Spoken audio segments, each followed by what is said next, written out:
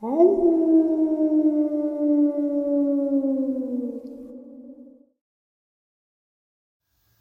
greetings and salutations, everyone. I hope everyone is still doing well, and welcome to this night-ending bonus upload. Before we jump into it, a couple links. As many of you know, I rely on Patreon, PayPal, channel membership, and the merch to help the channel to continue to grow and go. Links to Patreon, PayPal, and channel membership is in the description below. Merch displayed directly under the video. Also, Dogman Frightening Encounters, Volume 1 through 3, the audiobook versions. They were written and researched by Tom Lyons, narrated and produced by me, Jeff Nadolny. Those audiobooks are available on Audible, Amazon, and iTunes, links to which are also in the description as well. And finally, last but definitely not least, if you'd really like to help support the channel to continue to grow and go, simply subscribe. It does not cost you a cent. Click the like button, takes half a second. If you don't want to miss out on any of the informative uploads I put out daily, click that bell icon, and folks, please leave a comment. Why? Well, because all these things really do help the channel to continue to grow and go. And yes, folks, they definitely do matter. Now, everyone, I have taken far too much of your time. Let's jump in to tonight's night-ending bonus, shall we? Today's first Dogman encounter brings us to Michigan in 1999. This encounter took place in the area of Waters Meet, home of the famous Paulding Lights phenomenon.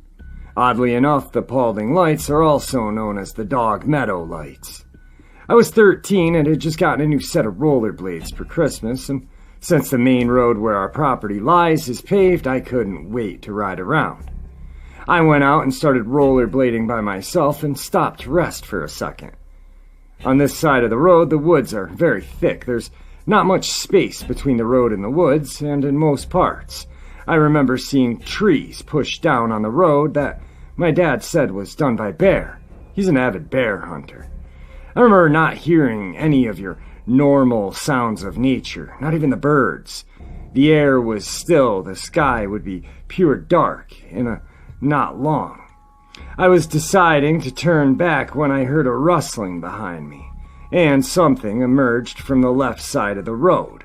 I assumed it was a deer and paused and made myself as quiet as I could so I could watch it, and slumped down on my stomach in the middle of the road.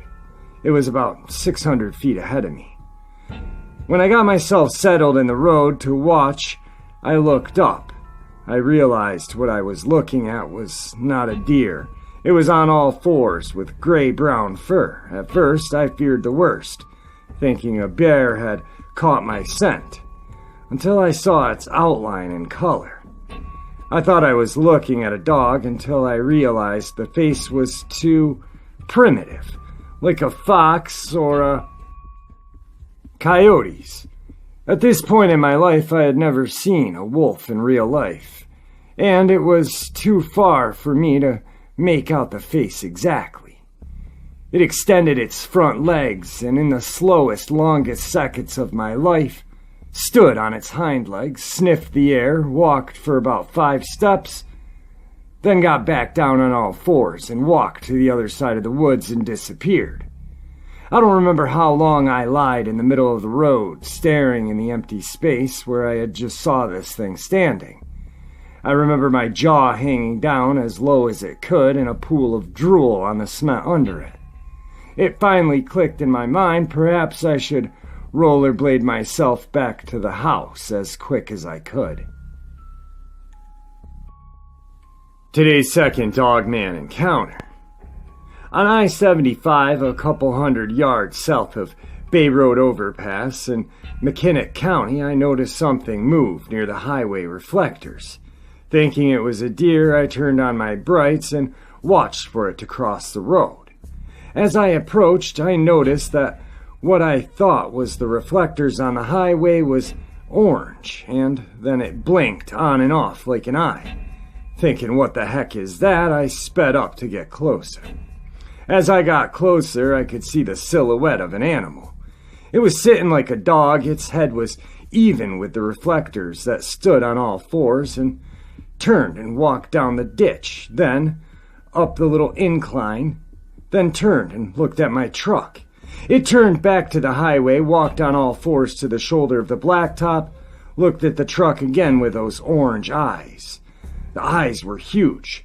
Then it jumped to within a foot or two of the center line, and then the next jump landed in the grass on the shoulder of the road. I was probably 100 feet from it. This animal was rippling in muscles and looked like it weighed around 500 pounds, if not more. Its hair, which covered its body, looked short, and its head was huge, with hardly no neck. After I passed where it had crossed, I hit the brakes, as there were no cars on the road behind me. I started backing up. As I got close to the spot where it had crossed, I suddenly felt fear and thought, what the hell am I doing? I put the truck back in drive and began to leave. As I was rolling the window up, I glanced back and noticed a light, bright like a floodlight, ascending into the sky at a high rate of speed. It was at an angle of about 1 o'clock, and in just a few seconds it was out of sight. Something else that was strange was there were not any light rays trailing it. Today's third Dogman encounter brings us to the year 1993. Courtney was a teenager at the time and was sneaking cigarettes behind her parents' home near Todd Lake, northeast of Reed City. The sun was setting on a clear, cold winter day, and Courtney was facing the large abandoned barn on the property. Through a hole broken in the siding, she saw what she thought was a piece of old farm machinery just inside the building. She watched for a few minutes, but the object didn't move. Then a deer or some other large animal snapped a branch in the woods nearby. Her attention was diverted, and she turned her head to see what had caused the noise. In her peripheral vision, she noted that the farm machinery moved as well. When she looked back, the setting sun silhouetted an object in the barn. She froze in place when she realized what she was looking at. A tall animal. It turned its head back and looked straight at her, and in her words, it was at least 6 feet tall, if not taller. It was dark-colored, it had a dog-like appearance, pointy nose, and real big pointed ears. She dashed into her house and grabbed a flashlight. When she returned outside, she shined it towards the barn door, but the animal was no longer there. She walked closer to the barn to look for tracks in the heavy snow. When she didn't see any, she realized the creature still may be inside the barn and ran back to the safety of her house. She never saw that creature again. She later talked to her friend who had seen something the size of a buffalo but the same shape as a dog in that same barn, but a different time. The girl had been hysterical for days after her encounter. Neither of the girls had ever heard of the legend of the Michigan Dogman until years later. Today's fourth Dogman encounter. I was hunting in the fall on private property near Tiff Lake, Michigan. I usually went to the blind at around 2 in the morning and slept till daybreak. This was late October 2008. A dogman or something woke me up while I was sleeping in the shanty, and it was with 3 coyotes or juvenile dogmen. It actually spoke and gave me a message telepathically. I fired a shot to scare away the creature, but not at it, and it vanished. It didn't run away, it vanished. The coyotes did run away, though. I never intended to harm it, and it knew that. Today's fifth and final Dogman encounter. Back in 2009 one night, my friend was driving me home. It was late, around 11 o'clock at night. We were on US 31 northbound, around the Rothbury area of Oceana County. We were on the expressway. Being February in Michigan, the roads were naturally snowy with scattered patches of ice and bare pavement. There was a small truck in front of us, about 5 car lengths ahead of hers, when all of a sudden we saw something on 2 legs dart from the left-hand side, just in front of the overpass. It ran across the 2-lane highway and hit the back of the truck in the rear quarter panel. causing the truck to fishtail. Luckily, the driver of the small pickup regained control, but they didn't stop to see what they collided with. If anything, it seemed the truck sped up and got out of there.